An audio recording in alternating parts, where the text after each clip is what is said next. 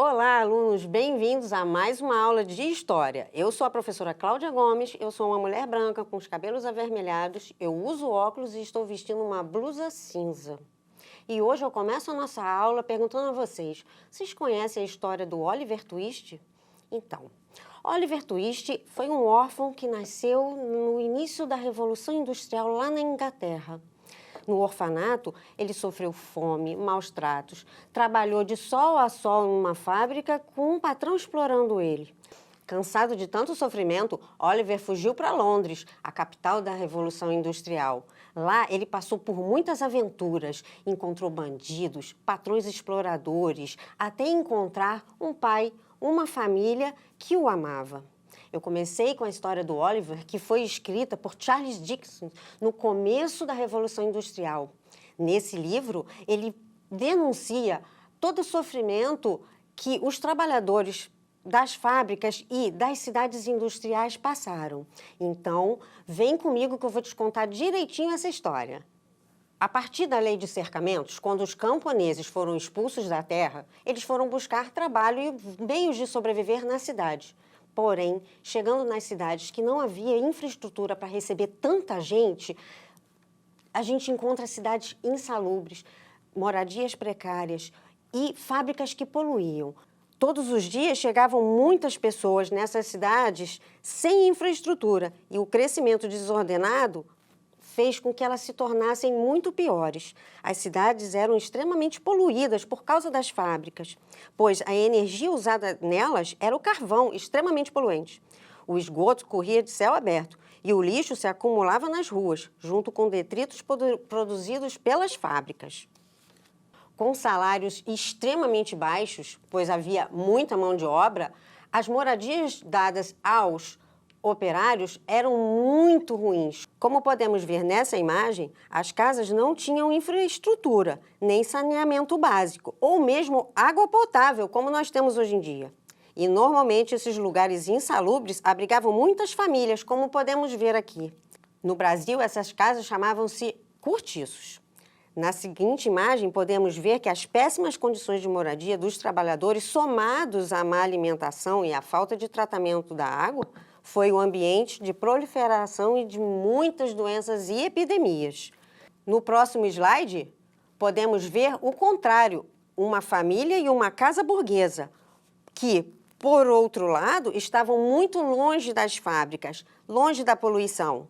Os donos das fábricas viviam em residências luxuosas e confortáveis, situadas em bairros distantes dos trabalhadores, do barulho e da poluição. Como observou o historiador E.P. Thompson, a Revolução Industrial mudou não só o ambiente, como mudou a percepção de tempo. A partir do momento em que os trabalhadores iam trabalhar em fábricas e o burguês precisava ou queria maior quantidade de produção, ele fiscalizava e vigiava o tempo. Por isso, é nesse período que expressões como ganhar tempo, perder tempo, economizar tempo surgiram. Isso porque os burgueses queriam mais produção e, por isso, a vigilância sobre o trabalhador, sobre o operário, era muito grande. A vigilância sobre os trabalhadores, sobre os operários, era feita por capatazes, que garantiam a qualquer custo a produtividade. Como podemos ver no próximo slide, as fábricas eram sujas, instalações inseguras, não tinha iluminação boa ou mesmo ventilação. E o ar, por isso, extremamente poluído. Nesse ambiente não havia sistemas de segurança e o manuseio da máquina era perigoso. Por isso, acidentes de trabalho eram constantes.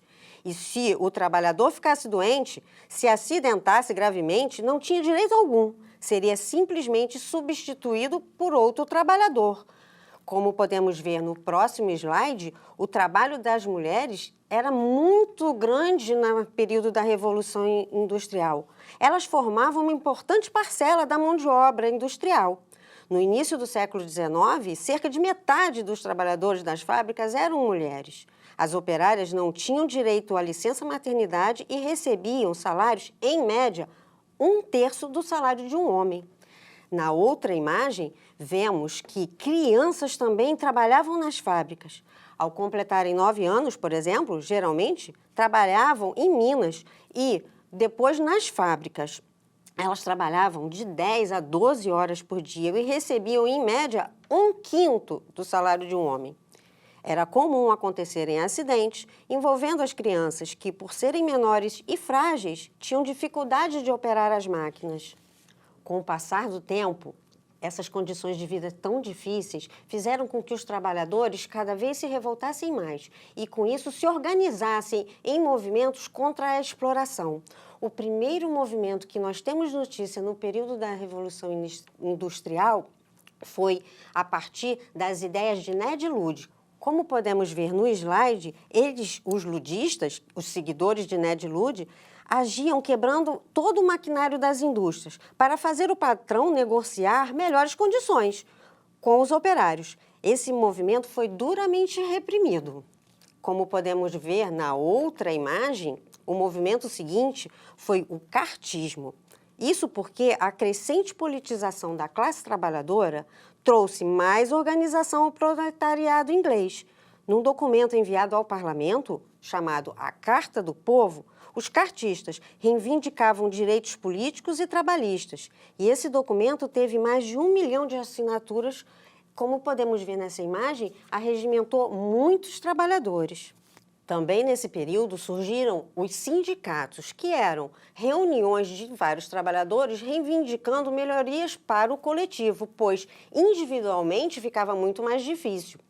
Esses movimentos foram duramente reprimidos, mas a forma de reivindicação que conseguiu mais coisas para os trabalhadores foram as greves. Isso porque, ao paralisar a produção das fábricas, eles atingiam diretamente o lucro do capitalista, parando a produção. E aí, como podemos ver nesse próximo slide, a luta dos operários começou a surtir efeito a partir da década de 1830, com a criação das primeiras leis que melhoraram as condições de trabalho, pois limitava, por exemplo, a jornada diária do trabalho das crianças.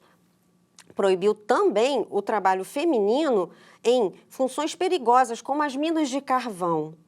Com todas essas conquistas, a organização dos operários melhorou. Ao longo do século XIX, surgiram movimentos políticos que defendiam o proletariado e lutavam contra a exploração da burguesia e do capitalismo. Ideias socialistas foram extremamente importantes para a organização e para a luta dos operários por todos esses direitos. Por fim, podemos dizer que todas as mudanças advindas da Revolução Industrial, que impactaram não só o meio ambiente como a vida social, a vida das pessoas, dos trabalhadores, trouxeram outras coisas também, como podemos ver no próximo slide. Essa imagem representa um tanto das mudanças que aconteceram, como, por exemplo, o aumento da população mundial, que em 100 anos dobrou. Esse aumento deveu-se principalmente pelas técnicas da agricultura e o desenvolvimento da medicina. A burguesia investiu na ciência para ampliar seus lucros, mas trouxe, por exemplo, a energia a vapor, e isso estimulou o desenvolvimento da indústria da metalurgia para substituir a madeira das antigas máquinas. O desenvolvimento dos transportes terrestres, como o trem, por exemplo, uniu as cidades, diminuiu o tempo das viagens, carregando, transportando alimentos e a circulação de mercadorias e pessoas. E também o transporte fluvial e marítimo, que trouxe grandes mudanças, pois para diminuir custos, a burguesia investiu em rios e mares. Nessa época, grandes companhias construíram canais unindo cidades fabris de diversas partes do planeta. Todas essas mudanças, todos esses meios de transporte fizeram com que as pessoas circulassem pelo mundo. É nessa época que o número de migrações da Europa para outras partes do mundo aumentou muito, inclusive para o Brasil, quando pessoas vieram para cá na busca de uma vida melhor e trouxeram, além da bagagem, sua cultura, suas histórias, sua vida, e com isso enriqueceram a nossa cultura. Então, para terminar nossa aula de hoje, vamos resumir o que nós vimos até agora? Vimos que com a primeira Revolução Industrial, a relação entre campo e cidade muda, pois antes A maior parte das pessoas vivia no campo e depois passa a viver nas áreas industriais. Vimos também que o camponês, ao ir para a cidade e trabalhar na fábrica, se torna um proletário. Isso porque proletário vem de um termo antigo romano onde significava aquele que tem filho. Atualmente, proletário significa aquele que só tem a mão de obra para vender, diferente da burguesia, que detém os meios de produção. Vimos também os impactos ambientais, trouxeram poluição e exploração dos recursos naturais. Vimos que a exploração das pessoas, do operariado, foi muito grande, dos homens e principalmente das mulheres e das crianças. Vimos que a organização dos trabalhadores, a partir dos movimentos ludistas, cartistas e depois com greves, obtiveram muitas leis trabalhistas. E vimos também a mudança no modo de vida. Ou seja, vimos que a Revolução Industrial fez aumentar o investimento em ciência, na medicina, na produção e o acesso ao consumo, desenvolveu transportes e comunicação e aumentou a circulação de pessoas e de ideias. Antes de terminar a nossa aula de hoje, lembrando que o início da Revolução Industrial aconteceu na fabricação de tecidos com a mecanização e industrialização desse tipo de produção, o desafio de hoje vai tratar da indústria têxtil e de vestuário na modernidade. Isso porque ela é a segunda indústria que mais polui no mundo. Então, vamos dar uma olhada no slide do desafio. Atualmente, a poluição ambiental e o esgotamento de recursos naturais são alguns dos problemas causados pela indústria têxtil. Problemas relacionados ao bem-estar dos trabalhadores também levantam questionamentos sobre a forma como esse mercado explora a mão de obra. No entanto, apesar dos problemas causados pelo uso excessivo de recursos naturais e das péssimas condições de quem trabalha nesse tipo de indústria, há formas de garantir a sustentabilidade dessa indústria. Então, o desafio dessa aula é: pesquise sobre a indústria têxtil e como você, eu, todos nós podemos contribuir para diminuir os impactos sociais e ambientais que a produção de tecidos e confecção causam. Agora sim a nossa aula terminou e eu convido a vocês a ficarem ligados para a próxima aula de História. Tchau!